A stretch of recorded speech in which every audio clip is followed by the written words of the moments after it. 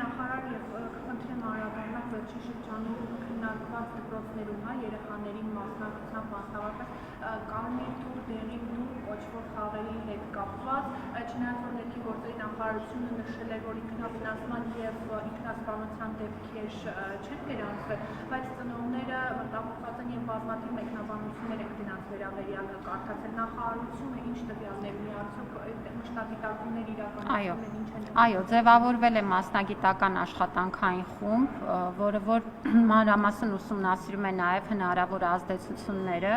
եւ իհարկե մենք մոնիտորինգ ենք իրականացնում եւ բնականաբար դպրոցները զգուշացված են, որպեսզի ուշադիր լինեն եւ ուրեմն երեխաների շրջանում նման ուրեմն խաղերի տարածումը տեսնելուն պես համապատասխան քայլեր ձեռնարկեն թե դասղեկների, թե դպրոցի այլ մասնագետների, գիտեք նաև հոգեբանների հաստիքն ենք պարտադիր դարձրել դպրոցներում եւ տարբեր ուրեմն աշխատակազմներ գրավելով տեղում արագ արձագանքեն, բայց մենք նաև մասնագիտական աշխատանքային խմբի աշխատանքի արդյունքում ավելի մեթոդական նաև ուրեմն աջակցություն կցուցաբերենք։ Այս բանի դրությամբ որևէ